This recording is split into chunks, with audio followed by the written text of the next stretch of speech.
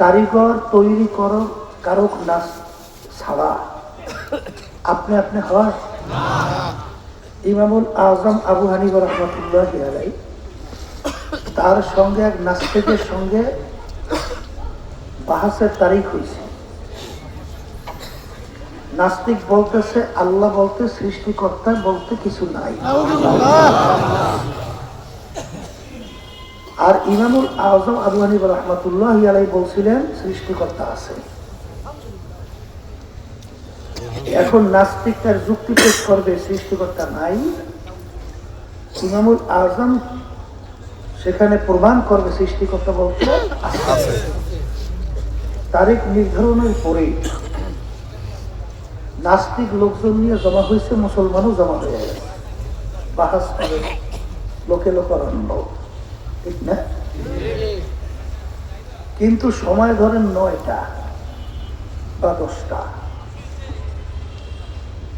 সময় পার হয় কিন্তু ইমামুল আজম আবু হানিফা আসতেছে না। এখন নাস্তিকের গলা বেরিয়ে গেছে না, জোরে বলতেছি পারবে না, ঠকবে বিধায় আসে না। মুসলমানদের মুখ কালো হয়ে গেছে। কিছুক্ষণ পর দেখি ইমামুল আজম আবু হানিফা রাহমাতুল্লাহি আলাইহি তাড়াহুড়ো করিয়া দৌড়েই আসছে, মানে খুব তাড়াহুড়ো করিয়া। মুসলমানদের বুক বড় হয়ে গেছে, আমাদের ইমাম এসে গেছে। নাস্তিক বলতেছে কি ব্যাপার,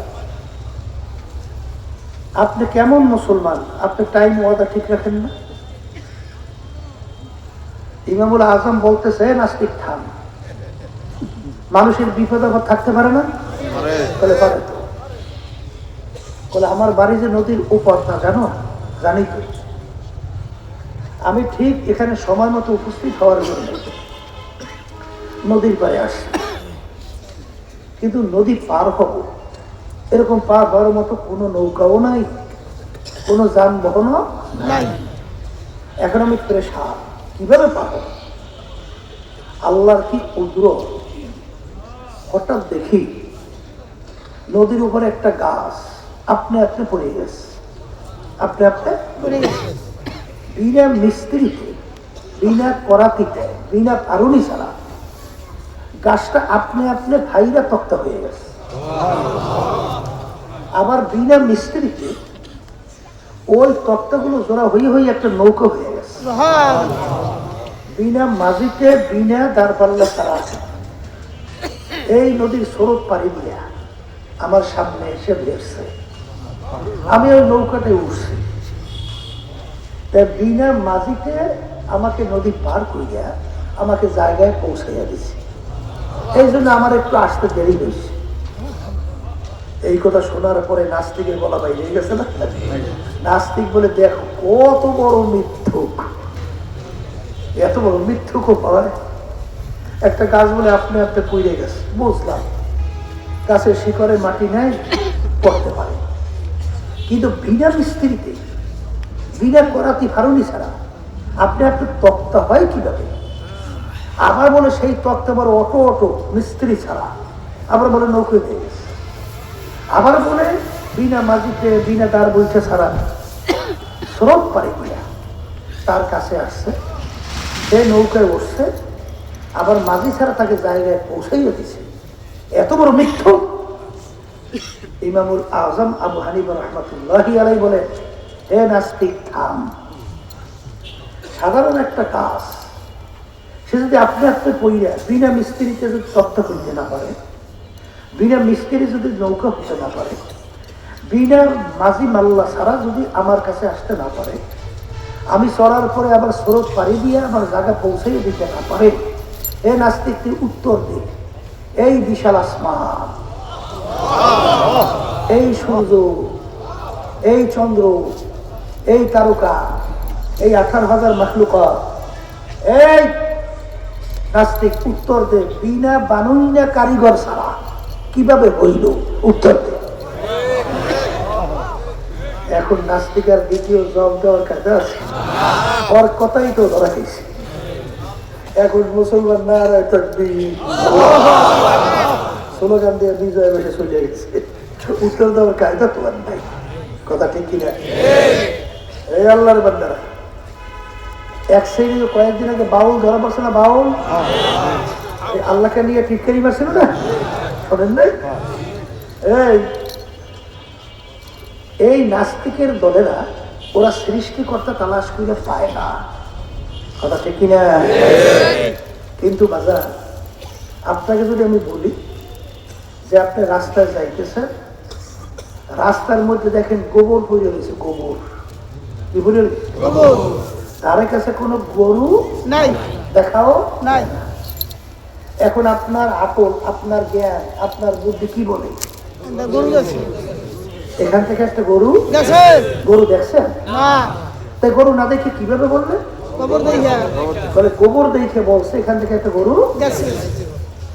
তাহলে আল্লাহ রাব্বুল আলামিন এই সৃষ্টি জগতের দিকে তাকাইনি, তখন ওই বান্দা বান্দির কাছে সৃষ্টিকর্তার পরিচয় এই বানান একজন কারিগর আছে। এরপর আমার মালিক বলতেছেন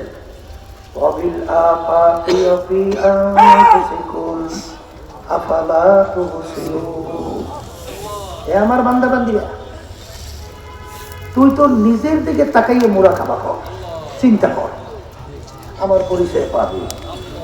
বলে কিভাবে? আমাদের মানুষের এই যে আঙ্গুলে টিপ দেয়, টিপ দেখছেন না? এই একটা কর এতটুকু জায়গা, এতটুকু জায়গার মধ্যে আমার মাওলা ডিজাইন করছে। কথা বলে না? দুনিয়া সৃষ্টির পরে যত মানুষ আসছিল, আছে, আসবে, এই একটা আঙ্গুলের টিপের সঙ্গে আর একটা আঙ্গুলের টিপের এই সৃষ্টির পর থেকে কোন মানুষের পূর্ণ মিল আছে? আচ্ছা আপনি বলেন তো, এত বড় জ্ঞানী হয়েছেন, সৃষ্টিকর্তা পান না, আবার অনেকে দাঁড়াইয়ে দাঁড়াইয়ে প্রস্রাব করে, নামাজ নাই, রোজা নাই, এই আল্লাহর হুকুম নবী তরিকা অনুযায়ী চলার কোনো গুরুত্বই নাই। আপনি বলেন তো, কোন ডিজাইনার আছে এতটুকু জায়গায় কয়টা ডিজাইন করতে পারে? কথা বলে না? এই আমার মালিককে পাওয়া যায় না, সৃষ্টিকর্তা পাও না, সালাসুরে পাও না। এই আল্লাহর বান্দা, শ্বাস চেনেন তো? শ্বাস পিঠা বানায়, এখন শীতের মধ্যে তো কাশি কোষা পিঠে টিঠা বানায় না, এবং বিভিন্ন ধরনের পিঠে পুঠে বানাই শ্বাস, আমরা বলি শ্বাস পিঠা বানাই না, ও বিভিন্ন ধরনের ডিজাইন আছে না? এক ডিজাইনের শ্বাস দিয়ে কয় ধরনের পিঠা বের হয়? কত হাজার পিঠা বানান, এক এক এক ডিজাইন। কথা ঠিক কিনা? এই তোমার আমার মায়ের পেট থেকে আল্লাহ রাব্বুল আলামিন 5-10টা সন্তান বের করছে। শ্বাস কয়টা? না ভিন্ন ভিন্ন। এই এক মায়ের পেট থেকে 5টা-10টা আল্লাহ সন্তান বের করে। এক ভাই চেহারার সঙ্গে আর এক ভাইয়ের চেহারার পূর্ণ কোনো মিল না।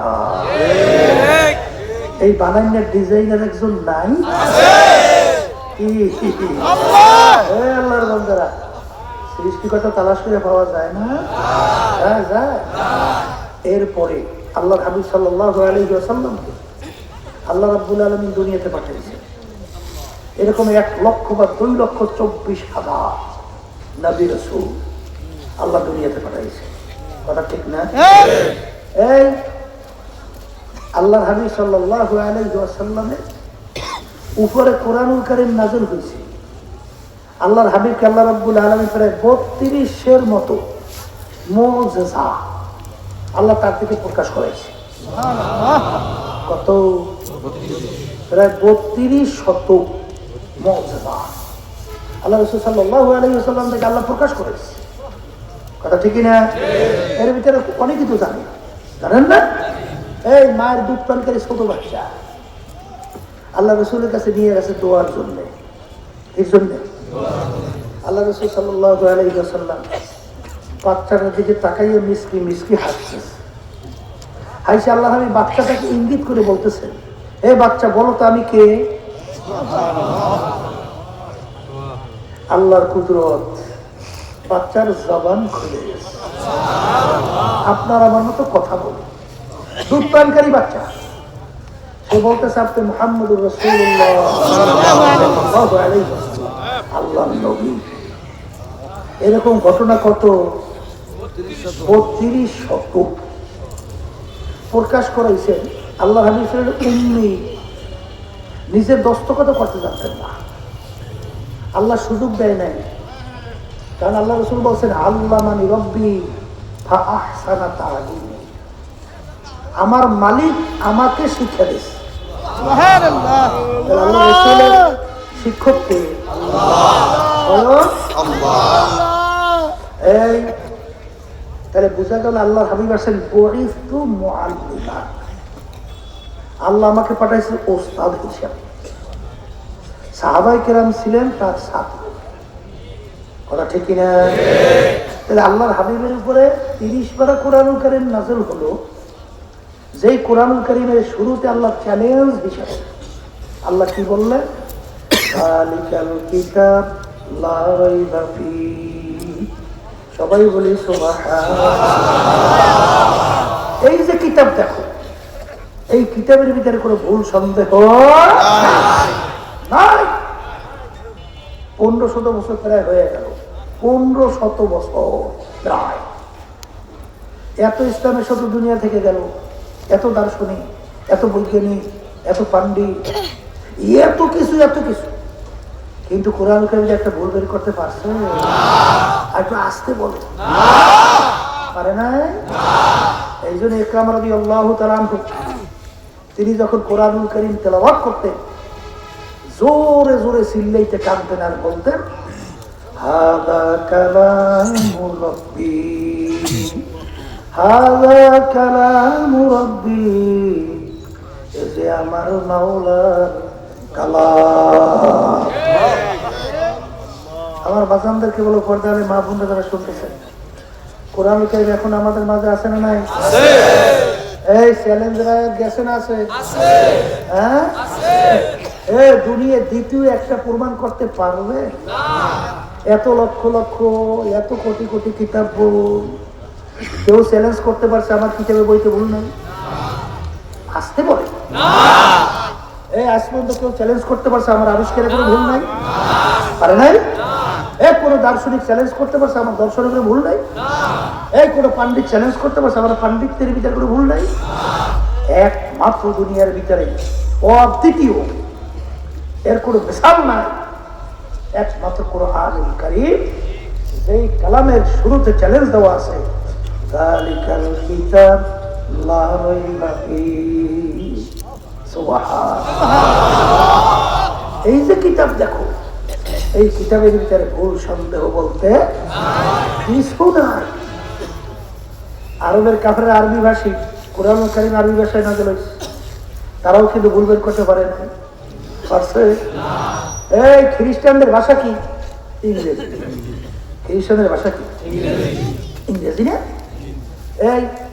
এই যে আরবি ভাষা ঠিক করার জন্য লুগাত, ইংরেজি ভাষা ঠিক করার জন্য ডিকশনারি, বাংলা ভাষা ঠিক করার জন্য ব্যাকরণ, এই যে আরবি ভাষা ঠিক করার জন্য লুগাত, বড় বড় উল্লেখযোগ্য লুগাতের মধ্যে আল মানজাদ আল কামুস, এই বড় বড় লুগাতগুলোর লেখক খ্রিস্টানরা।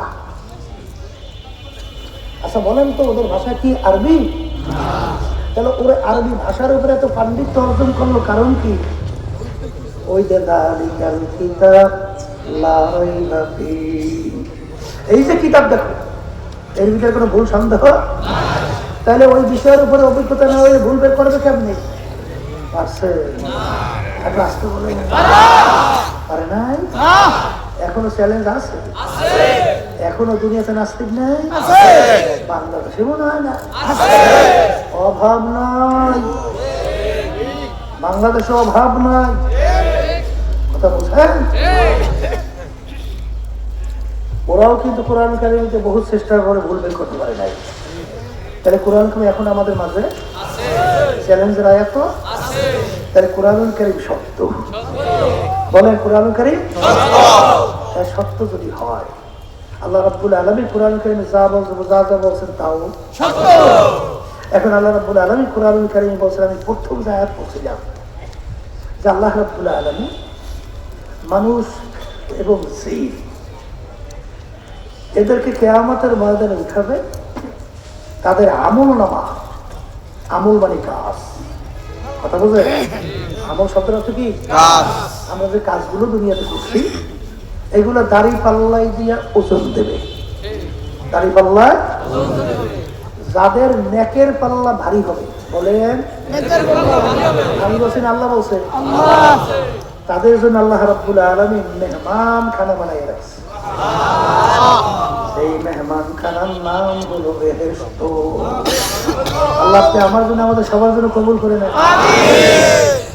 এরপরে আমল নামা দাড়ি পাল্লা দিয়ে ওজন দেবে।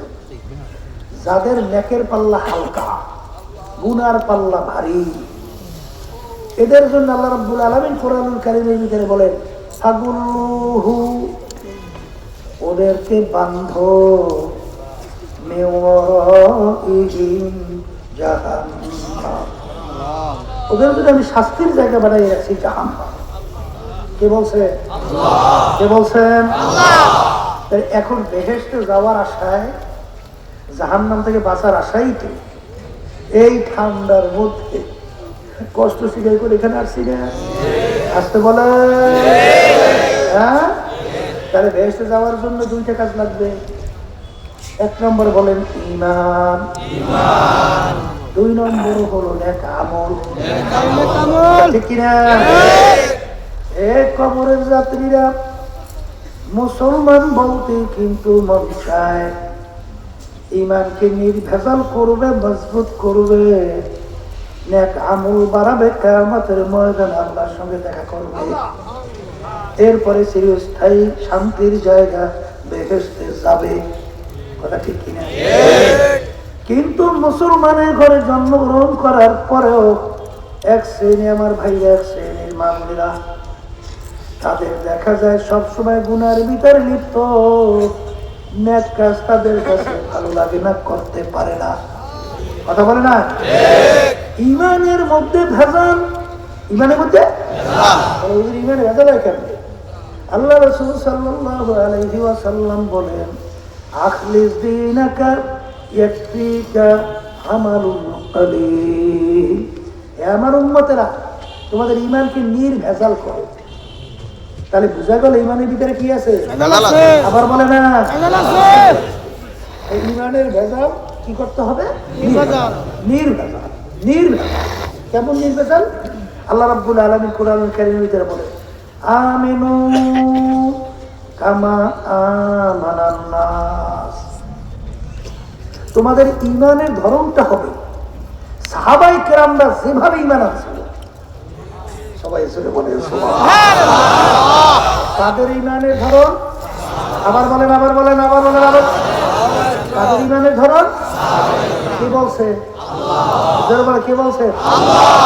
আমিনু কামা আমানান নাস।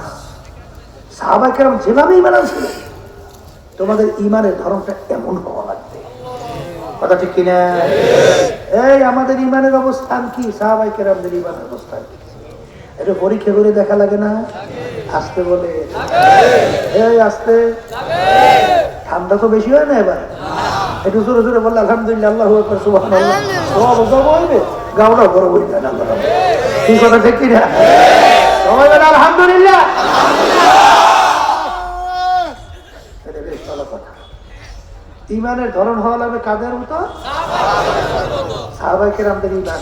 দুই একটা উদাহরণ দেই। ওমর ফারুক রাদিয়াল্লাহু তাআলার নাম শুনছি।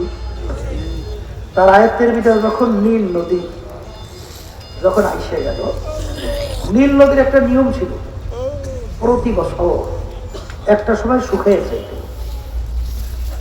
একটা যুবতী সুন্দরী মেয়েকে যদি নীল নদীর ভিতরে বলি দিত জমায়, তাহলে নীল নদীর পানি আসতো, আর নাহলে পানি আসতো না।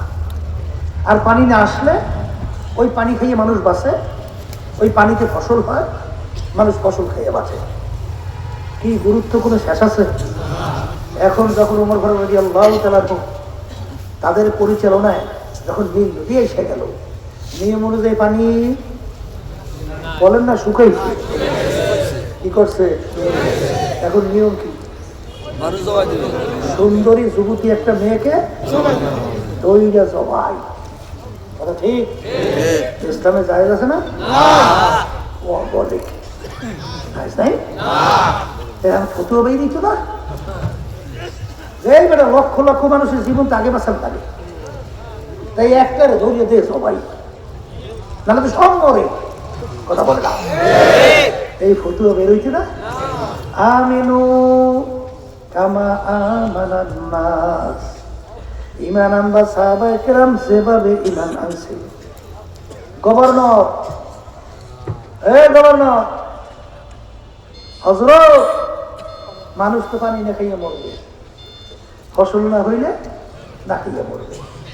এখন তো সুন্দর একটা জমি মেয়েকে জবাই করা লাগবে। গভর্নর বলে সর্বনাশ, এত ইসলামে জায়েজ নেই। ওদিকে বিপদের শেষ আছে কোনো? লক্ষ লক্ষ মানুষও তো মরে। আমির এর কাছে না যাই নিয়ে বলতে পারবো না। আমির কাছে সংবাদ দিয়েছে, আমি লোক তো না খাইয়ে মরবে, পানির বিপদায় মরবে, কি করা যায়? আমির বলে কি বল, তাহলে পানি আসা না আসা এই ক্ষমতাটা একটা মেয়ে জবাই দেওয়ার করতে, তাহলে আমার আল্লাহর ক্ষমতা কোথায়? এর নাম ঈমান। আমির নীল নদীর কাছে চিঠি লেখেন, কি লেখেন? আমাদের যুগে হইলে কি বল, শুধু পাগল না, জবর পাগল। এই গাছের কাছে, নদীর কাছে কেউ চিঠি লেখলে এটা কি সুস্থ? পাগল। এই নীল নদীর কাছে আমি চিঠি লেখে ওমর বলতে পারি, হে নীল নদী, তুমি যদি আল্লাহর হুকুমে জারি হও তাহলে তুমি জারি হইয়া যাও, আর যদি আল্লাহর হুকুমে জারি না হও তোমার পানি আমাদের লাগবে না। খায়রিহি ওয়া শাররিহি মিনাল্লাহি তাআলা ওয়াল বাসি বাদাল মাউত। ভালো মন্দের মালিক আল্লাহ, মালিক আল্লাহ, আইন দেওয়ার মালিক আল্লাহ, ক্ষমতার মালিক আল্লাহ। এখন আমাদের ইমানের লেগে মিলাইয়া দেখে এক শ্রেণী বর্তমানে বাইরেছে, আওয়ামী লীগ না থাকলে বাঁচবই না, বিএনপি না থাকলে বাঁচবই না, অমুক না হইলে বাঁচবই না। তাহলে এখন ইমান বাঁচাই না মারাই না বানাইছো কাকে? বানাইছো ইমান নির্বাচন করতে হবে। আইন দেওয়ার মালিক কে? এই জন্য আমার বাচ্চাদেরকে বলবো, এই আল্লাহর হুকুমে জারি হইলে হোক, রাতে ওখানে দরকার নাই। এই যাও চিঠি নিয়ে নীল নদী ফালাও। চিঠি নিয়ে নীল নদীর ভিতরে ফালাবার সঙ্গে সঙ্গে সুম কইরা সে নীল নদী পুরা পানিতে পরিপূর্ণ। ওই যে নীল নদী পানিতে ভরছে আজ পর্যন্ত আর কোনদিন শুকায় না। এর নাম হলো ঈমান। আমার মালিক তো শর্ত লাগাইছেন, ওয়ালা নাবলুওয়ান্নাকুম, দুইটা তাকিদ, এই লামে তাকিদ নুনে তাকিদ। অবশ্যই অবশ্যই আমার মালিক পরীক্ষা করবেই করবে। কি করবে? পরীক্ষা শুধু করবে না, করবেই করবে। তাহলে পরীক্ষা করবেই করবে, পরীক্ষা পাশটা করবে। কেউ পেট্রোল তেলতে বেচতে যাইবে না, শিখাইছে কে? সাহাবায়ে কেরাম পরীক্ষা দিতে যাইয়া নবীরা পর্যন্ত মাতা রাসূলুল্লাহ, হে আমার দয়ার মালিক আপনার সাহায্য, এই অবস্থা না পড়লেই বেহেশতে ঢুকে গেল। হ্যাঁ, এই জন্য আমার বাজানদেরকে বলবো, পর্দা আলে মামুনদেরকে বলবো, এ আল্লাহর বান্দারা, পর্দা আলে মা বোনেরা, এ নেকামল কি করা লাগবে বলেন? ভারী করা লাগবে, ভারী ভারী। আবার বলেন না, ভারী করা লাগবে। এখন নেকা আমল ভারী করার জন্য, গুনাহ হালকা করার জন্য আমরা যারা মুসলমান সবাই মন চায় না, না চায় না। এখন একটু ঝামেলাও কিন্তু আছে, কোনটা নেকা আমল কোনটা নেকা আমল না, এইটাও কিন্তু বর্তমান যুগে বাংলাদেশের মধ্যেও বোঝা বড় কঠিন। কথা বলেন না, বড় কঠিন না? তাহলে কোনটা নেকামল বুঝবেন কেমনে? আল্লাহ রাব্বুল আলামিন প্রত্যেক নামাজের ভিতরে আমাদেরকে শিক্ষা দেয়, ইহদিনাস সিরাতাল মুস্তাকিম, মালিক আপনি আমাকে সিরাতাল মুস্তাকিমে চালান। কোন সিরাতাল মুস্তাকিম? সিরাতাল্লাযীনা আন'আমতা আলাইহিম, যেই পথে চলার পরে আপনার পক্ষ থেকে যাদের উপরে নেয়ামত বর্ষিত হয়েছিল, যাদের উপরে আপনার পক্ষ থেকে কি বর্ষিত হয়েছে, তাদের পথে আমাদেরকে চালান। এখানে কিন্তু আল্লাহ কোরআন এবং হাদিস দেখায় না, দেখাইছে কি? দেখাইছে শুধু দেখাইছে যাদের উপরে নেয়ামত বর্ষিত হয়েছে, কোরআন এবং হাদিস দেখায় নাই। সিরাতাল্লাযীনা আন'আমতা আলাইহিম, ওই পথে, যেই পথে চলার পরে আপনার পক্ষ থেকে যাদের উপর আপনার নেয়ামত বর্ষিত হয়েছে। এখন কাদের উপর আল্লাহ নেয়ামত বর্ষিত হয়েছে? অন্য আয়াতে আল্লাহ রাব্বুল আলামিন বলতেছে, মিনান নাবিয়িনা ওয়াস সিদ্দিকিনা ওয়াশ শুহাদাই ওয়াস সালিহিন ওয়া হাসুনা উলাইকা রাফিকা। আল্লাহ নেয়ামত বর্ষিত কাদের উপরে? বলেন নবীদের উপরে, বলেন সিদ্দিকদের উপরে, বলেন শুহাদায়ে কেরামদের উপরে। তাদের ধারাবাহিকতায় সিলসিলাওয়ারি এই নিয়ম অনুযায়ী যারা চলে, নেককার পরহেজগার কিয়ামত পর্যন্ত আল্লাহ ওয়ালাদের উপরে আল্লাহর নেয়ামত বর্ষিত হয়েছে। এখন তাদের উপরে নেয়ামত বর্ষিত মানে কি? তার আল্লাহ আল্লাহ রসুলের হুকুম অনুযায়ী চলছে। তা আল্লাহ রসুল আসছেন ওস্তাদ, ছাত্রকে সাহাবায়ে কেরাম। কথা ঠিক? এখন কোনটা নেকামল, কোনটা বদামল, এইটা আল্লাহ হাবিব নিজে সাহাবায়ে কেরামদের শিখাইছে না? কথা বলে না, শিখাইছে না? তাইলে আপনার নেকামল হবে কোনটা? বলেন সাহাবায়ে কেরামদের আমল। আপনার আমলের সঙ্গে মিলে কিনে দেখতে হবে। চালাকি করলে সারা রাত সজাগ থাকবে, নিয়ম অনুযায়ী যদি কাজ না করে, ও কিন্তু জিরো, রেজাল্ট জিরো। রেজাল্ট কি? জিরো। কথা ঠিক না? এর মধ্যে কথাও আছে, এটা বলছে কিসের জন্য? তারাকতু ফীকুম আমরাইন লাম তাদিল্লু মা তামাসসাকতুম বিহিমা কিতাবাল্লাহ ওয়া সুন্নাতার রাসূল।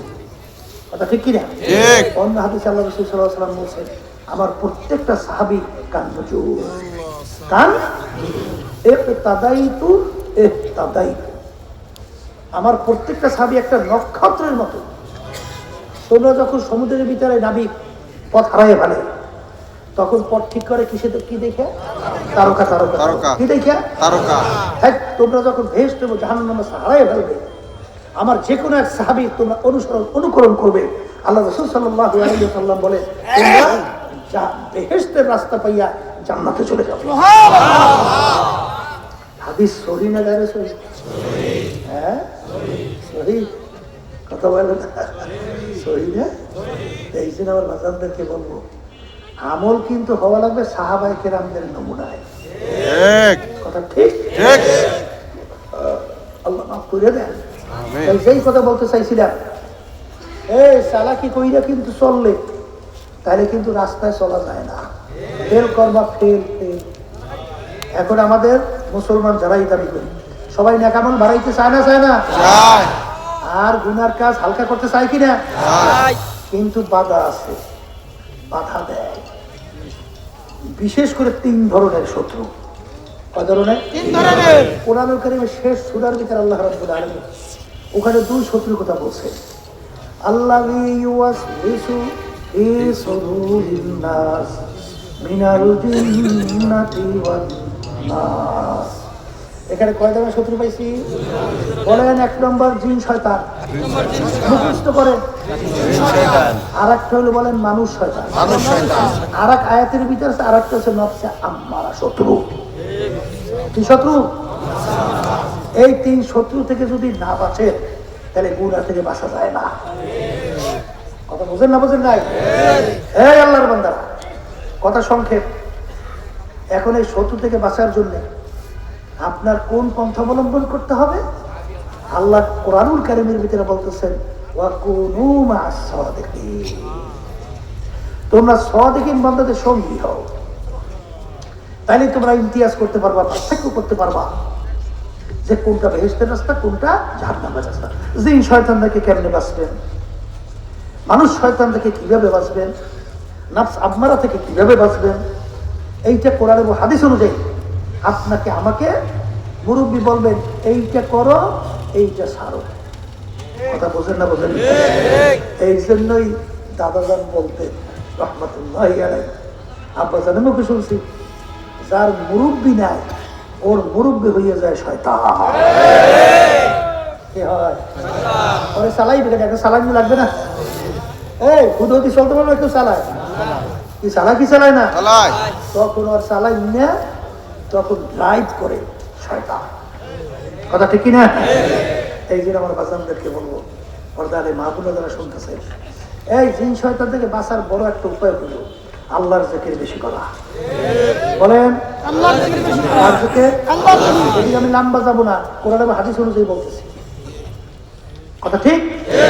মানুষ শয়তান থেকে বাঁচার জন্য বড় উপায় হলো সাদিকিন বান্দাদের সঙ্গী হওয়া, আর নফস আম্মারা থেকে বাঁচার জন্য জিহাদ করা। কি করা?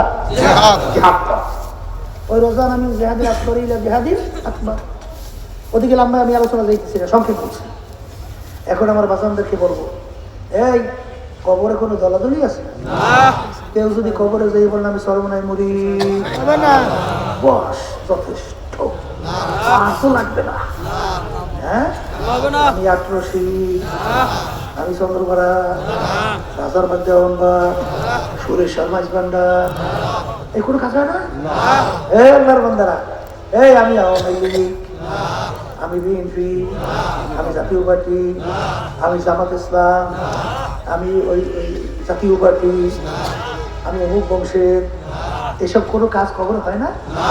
এ কবরের যাত্রীরা, কবরে যদি কোনো পরিচয় চলতই আল্লাহ রাসূল সাল্লাল্লাহু আলাইহি ওয়াসাল্লাম, তার চেয়ে বড় পীর ওলি গাউস কুতুব দুনিয়া থেকেও আসে নাই, আসবেও না। আসছে আসছে আসবে আসবে। আল্লাহ হাবিব সাল্লাল্লাহু আলাইহি ওয়াসাল্লাম দুনিয়ায় থাকা অবস্থায় তার কলিজার টুকরা সন্তান ফাতেমা রাদিয়াল্লাহু তাআলা আনহা তাকে ইঙ্গিত করে বলছিলেন, ইয়া ফাতেমা তুনকিজি নাফসাকি মিনাল্লাহ, এই ফাতেমা রে, দুনিয়ায় থাকা অবস্থায় নিজে আমল করো, নেক আমল করো, জাহান্নামের আগুন থেকে বাঁচো।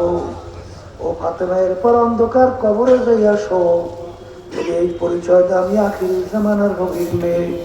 আল্লাহ হাবিব বলেন, ফাতেমা রে, এই পরিচয় কবরে কোনো কাজ হবে না। এ কবরের যাত্রীরা জলের ভিতরে পড়ছে। হ্যাঁ, আমার আব্বাজান রহমতুল্লাহ আলাইহি বলতেন, যারা চরণ ভাইকে আসেন, আমি যতক্ষণ পর্যন্ত আপনাদের কোরআন এবং হাদিস অনুযায়ী রাস্তা দেখাবো, ততক্ষণ আমার কথা মানবেন, শুনবেন।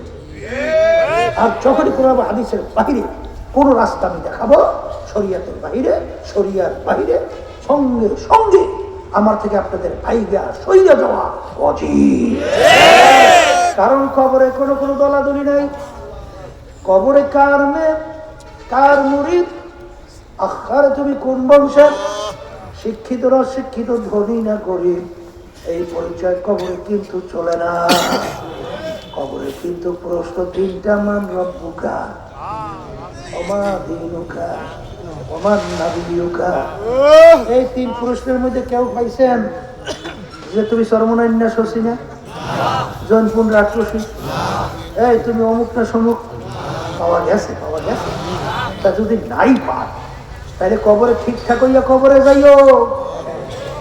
ওই টাকার গরম, ক্ষমতার গরম, দলের গরম, অসব যে কয়দিন দুনিয়া চক্ষু খোলা, ওই কয়দিন চলবে। যখন চিরতরে চক্ষু বন্ধ, সব কিন্তু বন্ধ, তখন আর ফাজলামি ফুজলামি চলে, মাতুকবাড়ি চলে? হ্যাঁ, তা যদি নাই চলে, আমার বাজানদেরকে বলবো, পর্দারে মা বোনদেরকে বলবো, কোরআনুল কারীম কিন্তু সত্য, আর দুনিয়ার মামলায় একবার না 5 বার যদি কেউ ঠগে, আবার সেই মামলায় জিতবার কিন্তু আশা করতে পারে। কিন্তু এই কবরের যাত্রীরা একবার যদি কেউ কবরে যাইয়া ঠইকা বসো, আর দ্বিতীয়বার দুনিয়াতে আইসা আপিল কইরা জিতবার কিন্তু আর আশা নাই। আমার বাগানদেরকে বলবো, পর্দারে মামুনদেরকে বলবো, আল্লাহ হাবিব সাল্লাল্লাহু আলাইহি ওয়াসাল্লাম তার অল্প বয়সে তার দাড়ি মোবারক পাকলো, তার পিঠ মোবারক গুজাও হয়ে গেল।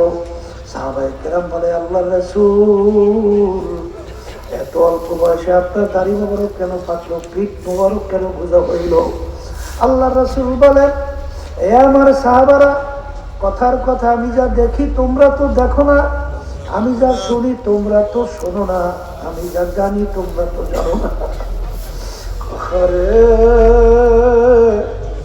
যারা আল্লাহর হুকুম 5 ওয়াক্ত ফরজ নামাজ পড়ে না, যারা ঠিক মতো রমজানের রোজা রাখে না, যারা হারাম হালাল তমিজ কইরা পার্থক্য কইরা খায় না চলে না, যারা ধনী হওয়ার পরে হজ যাকাত আদায় করে না, যারা পর্দা আল্লাহর হুকুম, এই পর্দা হুকুমটা কার? এটা ফরজ ওয়াজিব না সুন্নাত? এই আল্লাহর বান্দারা জীবনে 2 রাকাত তাহাজ্জুদের নামাজ পড়েন নাই, এই জন্য আপনার জন্য জাহান্নামের হুকুম কোরআনে হাদিস অনুযায়ী কয় বছর? 1 সেকেন্ড। কিন্তু একবার যদি কেউ ইচ্ছা করে বেপরদা হয়, কমপক্ষে একটা কবিরা গুনাহ, আর একটা কবিরা গুনাহের জন্য কমপক্ষে 7000 বছর জাহান্নাম। আর কেউ যদি এই আল্লাহর পর্দা হুকুমকে যদি তুচ্ছ, বিভিন্ন ধরনের ব্যাংক, বিভিন্ন ধরনের হালকা অবস্থান তামসা করে, ওরা কিন্তু কাফের। কাফের। আপনি নামাজ পড়েন নাই, কিন্তু আপনি ইমানের ভিতরে ঘাটতি নাই, নামাজ পড়বি, সুযোগ পাইলেই পড়বো, আল্লাহ আমি নামাজ পড়ি না, আমি অপরাধ, কিন্তু যবে নামাজ লাগে কিসে? কাফের। বর্তমানে কিন্তু এই তামসা চলছে, পর্দা নিয়ে হাসতামসা চলছে, খুব সতর্ক অবস্থায় পা বাড়াতে হবে, অত তামসা না। এই আল্লাহর হুকুম পর্দা ফরজ কিন্তু আমি করি নাই, কোন পীর করে নাই, কোন মুফতি মুহাদ্দিস করে নাই, সরাসরি আল্লাহ রাব্বুল আলামিনের হুকুম। কথা ঠিক না ভাই? ঠিক। এই জন্য আমার বাজানদেরকে বলবো, পর্দা আলে মা বোনদেরকে বলবো, যারা আল্লাহর হুকুম পর্দাকে ঠিক মতো মানে না, হারাম হালাল তমিজ পার্থক্য কইরা খায় না, কি আল্লাহর হাবিব বলেন তাদের ব্যাপারে, আমার মালিক কুরআনুল কারীমের মধ্যে যে আযাব ও গজব জাহান্নামের ঘোষণা দিছে, ওই 1 সেকেন্ড আযাব সহ্য করার শক্তি দুনিয়ার কোন মানুষের না। আমার উম্মত কিভাবে জাহান্নামের আগুনে জ্বলবে, এই চিন্তা চিন্তা আমি রাসূলের দাড়ি পাইকা গেল, আমি রাসূলের পিঠ গুজো হয়ে গেল। এই কবরের যাত্রী আল্লাহর বান্দারা, পর্দার মা বোনেরা, বাজান, আল্লাহর হাবিব কিন্তু তার নিজের চিন্তায় দাড়ি মোবারকও পাকে নাই, পিঠ মোবারকও গুজো হয় নাই। আরে তোমার আমার চিন্তায় চিন্তায় আমার বাগানদেরকে বলবো, এরপরে যদি না বুঝো, মাঝে মাঝে কত ঘটনা আমার মামলা বাংলাদেশেও দেখায়, এব্রাতের জন্য, বুঝের জন্য। আমি কয়েকদিন আগে 20 গ্রাম গেছিলাম বাজার, সর্বনায় নমনায় মাহফিল, 3 দিন পর্যন্ত মাহফিল হলো। সেই মাদ্রাসার সামনে বাজান অনেকে ঘুঘু মুন্সি কইয়া ডাকতো, আসলে নাম ছিল বশিরউদ্দিন মুন্সি। ঘুঘু মুন্সি কেন বলতো? রাস্তা দিয়ে হাঁটতো, এমন ভাবে আমার মাওলার জিকির করতো, মনে হয় যেন ঘুঘু বলতে বলতে দুনিয়ার পাগল আমার বাবারা। আরে তিনি দুনিয়া থেকে বিদায় নিয়া কবরে যাওয়ার পরে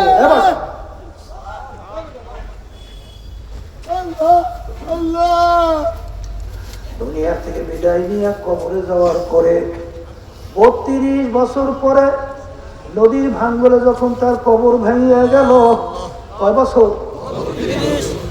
কাপনের কাপন সহ, কাপনের কাপড়ের কিছু হয় নাই, একেবারে দিব্যি তাজা লাশ মোবারক বের হইয়া আসলো।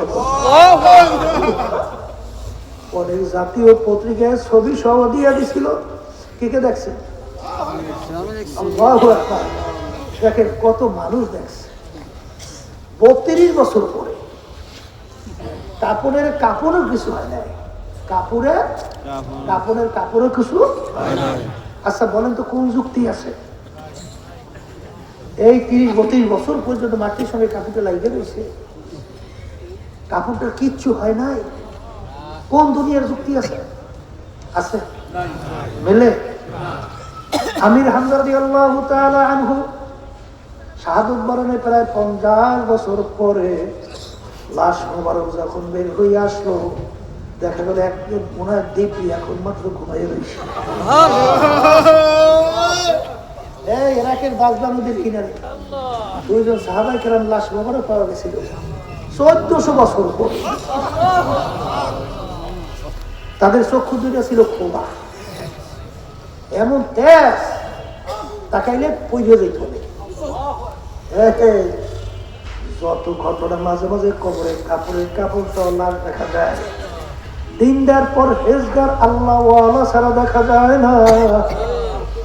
আবার কত কবরে আগুন দেখা যায়, সাপ দেখা যায়, কত নাফরমানের চেহারা শুয়ারের চেহারা হইয়া পড়িয়া আছে। যত দুর্ঘটনা মাঝে মাঝে আমার মালিক কবরে দেখা, হারাম কর, সুদ কর, ঘুষ কর, জুলুমবাজ, মিথ্যাবাজ, সাদাবাজ, স্টেশন দখল, আরে ঘাট দখল, মারে খুনি, মিথ্যাবাজ ছাড়া কিন্তু দেখা যায়।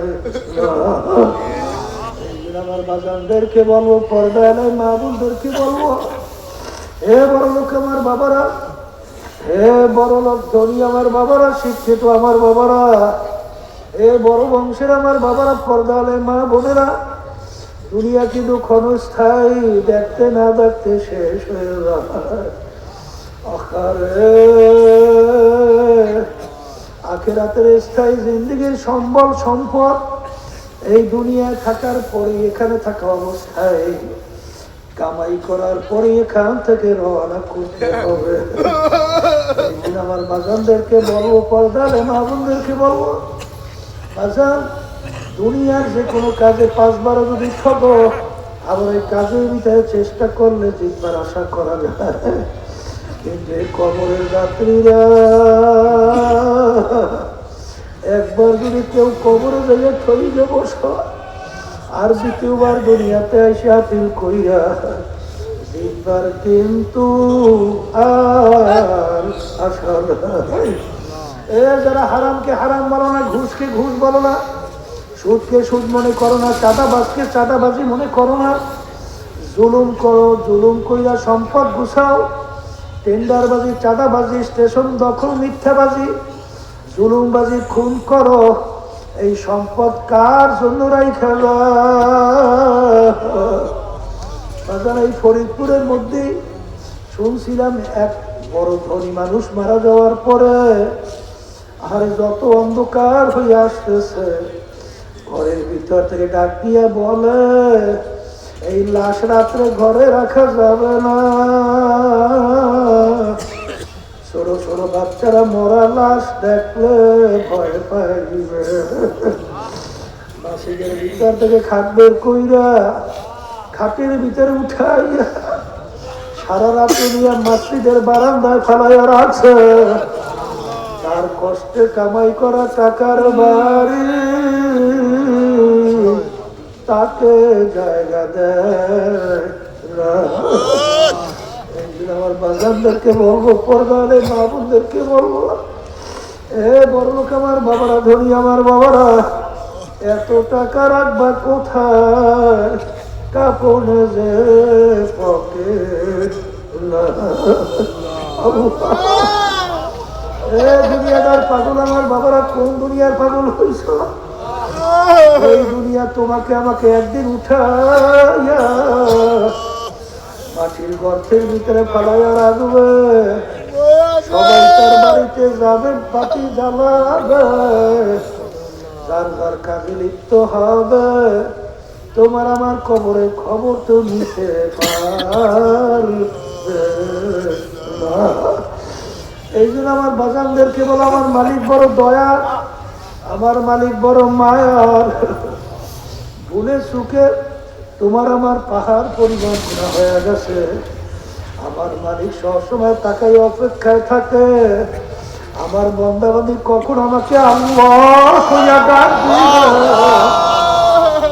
সঙ্গে সঙ্গে আমি তার কাছে সাড়া দেব। আখারে আফসোস, আমার মালিক রহমানুর রহিম, আমার মালিক দয়ার সাগর। আহারে আজকে দুনিয়ার ভিতরে দেখো বাংলাদেশেও কত ঘটনা ঘটে। এই কালকেও শুনলাম বাপ তার ভাইয়ের মাধ্যমে তার মেয়েকে মারিয়ে ফেলাইছে। আহারে বলাই শুনে আসলাম ছেলে বাপকে মাইরে ফেলাইছে।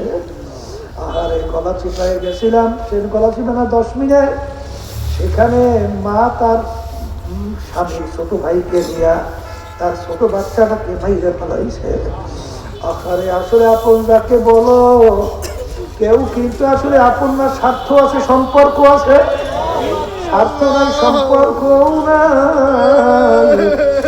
কিন্তু আপন যদি বানাইতে চাও, আমার মালিককে আপন বানাও। আমার মালিক মার পেটেও তোমার আমার আপন। আজকে দুনিয়ার ভিতরে আমার মালিক আপন, কবরেও আপন, কিয়ামতের ময়দান মিজান পৌঁছাতেও আপন। যদি আমার মালিককে ডাক দেওয়ার মতো দেওয়া যায়, আমার মালিক শুধু উত্তর দেবেন তাই না, তোমার আমার গুনাহকে আমার মালিক নেকের দ্বারা পরিবর্তন করিয়া দিবে। কবরের যাত্রীদের পরে যদি না বুঝে আসে, মাঝে মাঝে একটু দুনিয়ার আগুনের আঙ্গুল ঢুকাইয়া দেখো, দুনিয়ার আগুনে কয় মিনিট আঙ্গুল রাখতে পারো? 1 মিনিট 1 সেকেন্ড আঙ্গুল রাখার শক্তি দুনিয়ার কোন মানুষের নাই। আল্লাহ রাসূল সাল্লাল্লাহু আলাইহি ওয়াসাল্লাম বলে, এই আমার উম্মতেরা দুনিয়ার আগুনের চেয়ে 70 গুণ তেজের আগুন, জাহান্নামের আগুন। ওই আগুনে কেমনে জ্বলবা? মনকে বুঝাইয়া তারপর আমার মালিকের কবরে রওনা করো। আর মালিকের কাছে দিলটাকে ভাঙিয়া 2 চোখের পানি ছাইরা আমার মালিকের কাছে দোয়া করো, মাপ চাও। যদি আমার মালিককে মাপ চাওয়ার মতো তাওবা নাসুহা, তাওবাতুন নাসুহা, খালেস নির্ভেজাল তাওবা যদি করতে পারো, আমার মালিক শুধু মাফ করবেন তাই না, তোমার আমার গুনাহকে নেকের দ্বারা পরিবর্তন কইরা দিবে। আল্লাহুম্মা আমিন। এই ঘরের মেয়ে লোকেরা হাত উঠা, গুনার কথা মনে করো, 2 চোখের পানি ফেলা।